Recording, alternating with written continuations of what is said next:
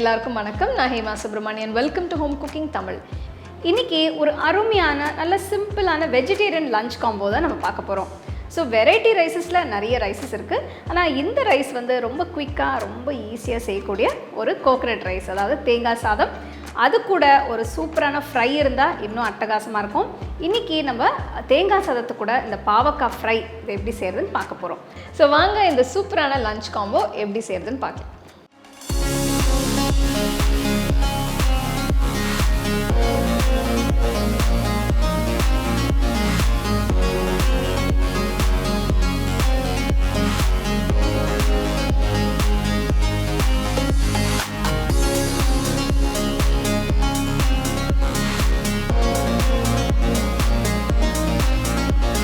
தேங்காய் சாதம் செய்ய 250 ml கப்பில் 1 கப் அளவு பாஸ்மதி அரிசி எடுத்திருக்கேன்.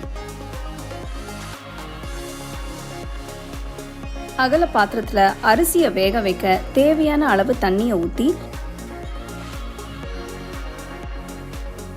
சூடானதும் 1 டீஸ்பூன் உப்பு, பாஸ்மதி அரிசி போடுங்க.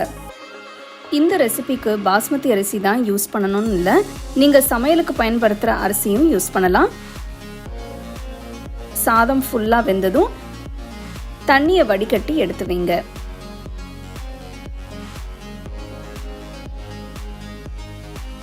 அகல பேனில் 1 டேபிள் ஸ்பூன் எண்ணெய், 1 டீஸ்பூன் நெய் ஊற்றி சில பொருட்களை தாளிக்க போகிறேன். 1/2 டீஸ்பூன் உளுத்தம்பருப்பு, 1/2 டீஸ்பூன் கடலைப்பருப்பு, 1/2 டீஸ்பூன் சீரகம், 1/2 டீஸ்பூன் கடுகு, 3 காஞ்ச மிளகாய், கொஞ்சம் கருவேப்பிலை போட்டு கிண்டுங்க.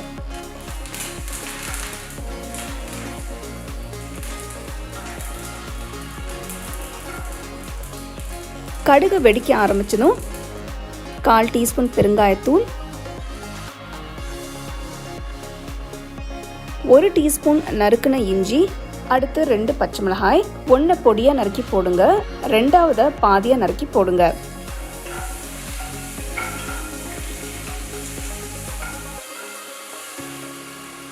அடுத்து 1 டேபிள் ஸ்பூன் லேசாக வறுத்த வேர்க்கடலை, நீங்கள் தோலோடையும் வேர்க்கடலையை போடலாம். இதோட 1 டேபிள் ஸ்பூன் முந்திரி பருப்பு போட்டு கிண்டுங்க. வேர்க்கடலையும் முந்திரியும் பொன்னிறமாகிற வரைக்கும் வறுக்கணும். 1 டீஸ்பூன் உப்பு போட்டு கிண்டுங்க.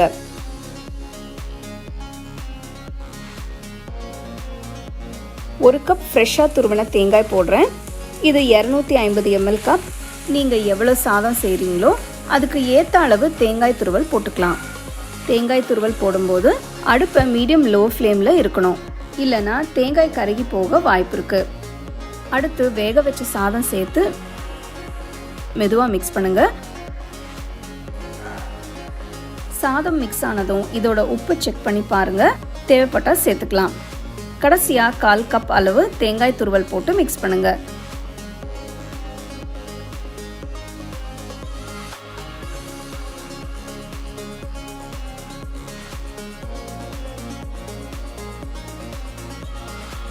சுவையான தேங்காய் சாதம் இப்போ ரெடி.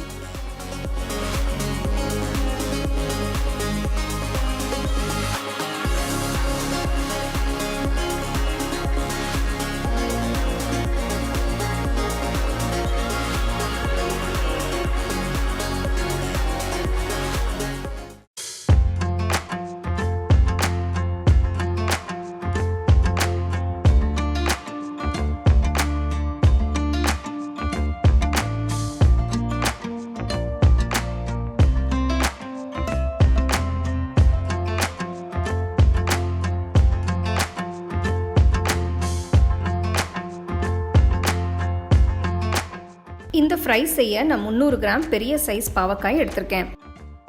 இதை ஸ்லைசஸாக கட் பண்ணுங்க.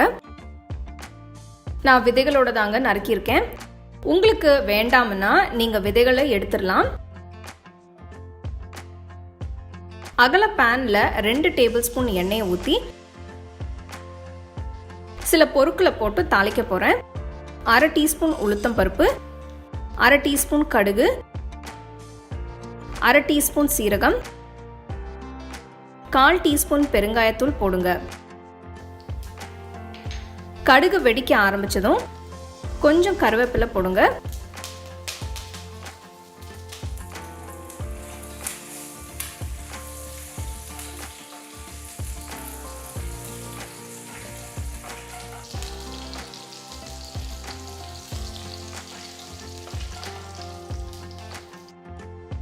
அடுத்து இதில் நறுக்கின பாவக்காய் துண்டுகளை போட்டு வதக்குங்க.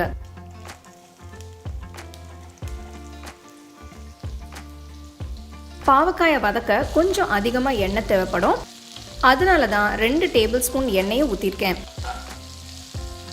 பாவக்காய் லைட் கோல்டன் ப்ரௌன் கலர் வர வரைக்கும் வதக்கணும்.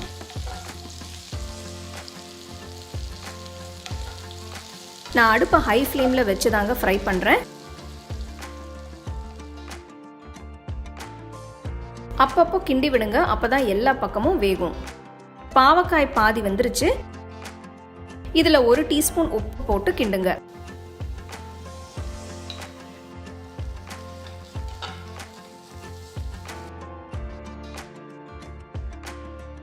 இப்போ பாவக்காய் லைட் ப்ரௌன் கலரில் இருக்குது.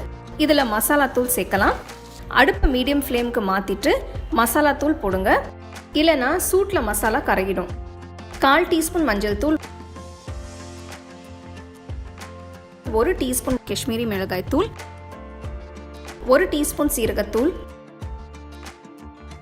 1 டீஸ்பூன் தனியாத்தூள் போட்டு மிக்ஸ் பண்ணுங்க. அடுப்பு மீடியம் ஃப்ளேமில் வச்சு நல்ல டார்க் ப்ரௌன் கலர் வர வரைக்கும் ஃப்ரை பண்ணுங்க.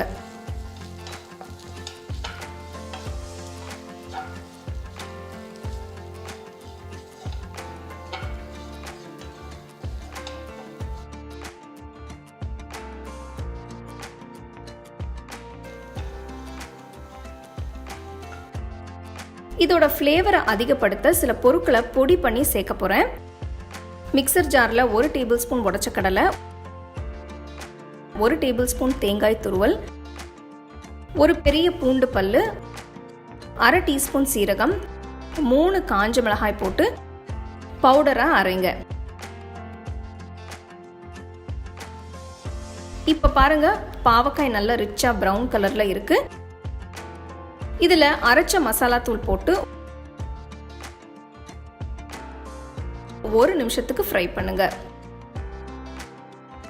இது பாவக்காய் ஃப்ரைக்கு நல்ல ஃப்ளேவரும் டேஸ்ட்டும் கொடுக்கும். போட்ட மசாலா தூள் நல்லா மிக்ஸ் ஆயிடுச்சு. அடுப்பை ஆஃப் பண்ணிடுங்க. பாவக்காய் ஃப்ரை இப்போ ரெடி.